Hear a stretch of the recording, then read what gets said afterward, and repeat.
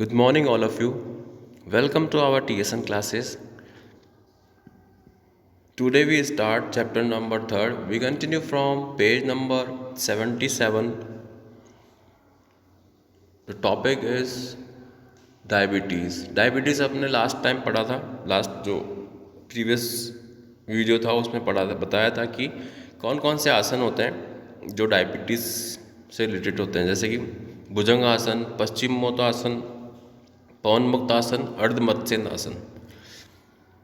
ये डायबिटीज़ के लिए होते हैं। डायबिटीज़ आपको पता है कि लास्ट टॉपिक में बताया था कि सबसे घातक बीमारी है। अभी हर एक घर में या हर एक रिलेटिव्स या किसी मेंबर्स को, छोटे से लेकर बड़े में, किसी में ये बीमारी हो जाती है। पेज नंबर 78 फर्स्ट है भुजंग आसन।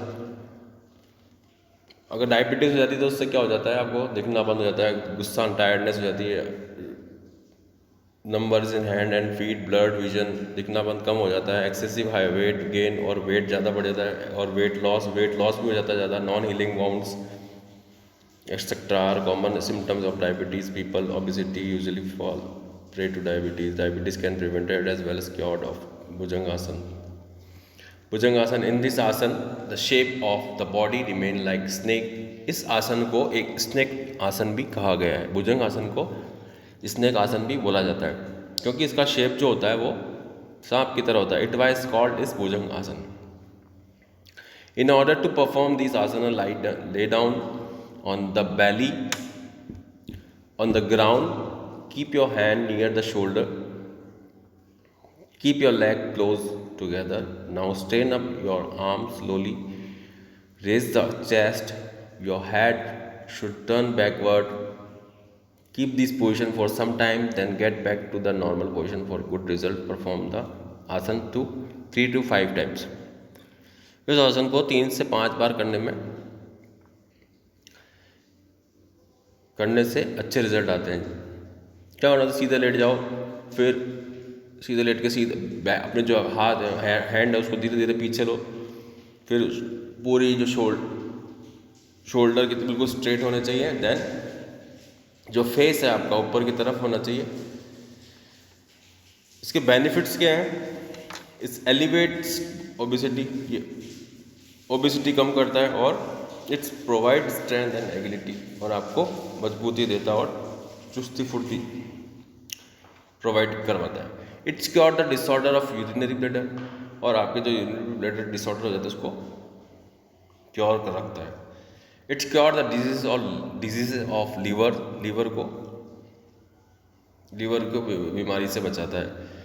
इट्स इम्प्रूव ब्लड सर्कुलेशन, आपका ब्लड सर्कुलेशन इम्प्रूव करता है। It's make the vertebral column flexible and thin, आपकी जो वर्टेब्रल कॉलम है उसको फ्लेक्सिबल बनाता है, लचकदार बनाता है और थिन बनाता है। इट्स क्योर गैस डिसऑर्डर, जिसको गैस डिसऑर्डर की प्रॉब्लम है वो उसको कम करता है। कॉन्स्टिपेशन, जिसको कब्ज होती है, इंडाइजेशन होता है, जिसको खाना पचता नहीं है, उनके लिए लाभदायक है। It strength the muscles of hand, और हैंड की मसल्स में ताकत देता है। कॉन्ट्राइंडिकेशन, किसको ये आसन नहीं करना चाहिए? दिस आसन should be avoided by individuals who suffer from hernia, back injuries, headache and recent abdominal surgeries. ये आसन उनको नहीं करना चाहिए जो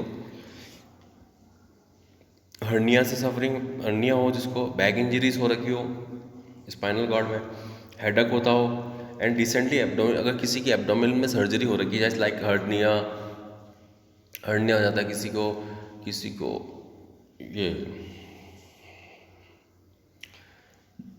कोई नॉर्मल वीन्स की बीमारी हो जाती है, उसको ये आसन नहीं करना चाहिए।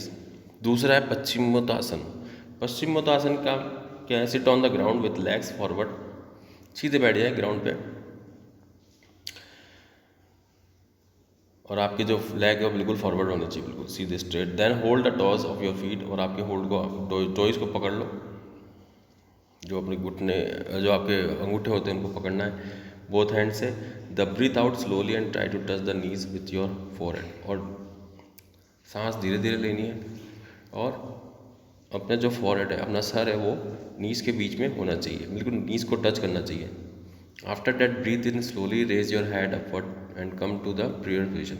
और फिर ब्रीथ लेके धीरे धीरे आपको अपना हेड ऊपर लेना है और इस पोजीशन को कम से कम 10 से 12 बार करना होता है। बेनिफिट्स क्या है? एलिवेट्स गैस ट्रबल, जिसको गैस प्रॉब्लम है वो इस आसन को कर सकते हैं, उससे उनका गैस का छुटकारा मिलता है। It prevent the early ossification of bones में मदद मिलती है।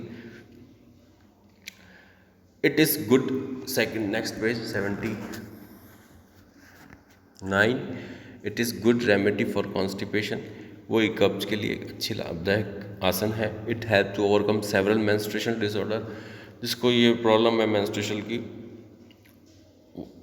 इससे ठीक हो जाती है। It's give relief in sciatica, baggage and asthma, जिसको बैक पेन है, किसी को अस्थमा बीमारी है, साइटिका प्रॉब्लम है, वो इससे थोड़ा रिड्यूस कर सकता है, कम कर सकता है। रिड्यूस ओबेसिटी, और तो ओबेसिटी कम कर सकता है पश्चिमोत्तासन करके। It is helpful in treating abdominal diseases, किसमें एब्डोमिनल डिजीज जिसको हो जाती है, जिसको पेट कब्ज है या फिर पेट में दर्द हो रहा है या फिर किसी तरह की प्रॉब्लम हो रही है, क्रिएट हो रही है प्रॉब्लम किसमें, एब्डोमेन में, तो उसको मदद करता है। It is helpful in curing skin disease, जिसको स्किन डिजीज है उसमें भी हेल्प करता है। Vertebra becomes flexible and healthy, vertebra जो है वो फ्लेक्सिबल हो जाती है और हेल्दी हो जाती है। कॉन्ट्राइंडिकेशन क्या है, किसको ये आसन नहीं करने चाहिए?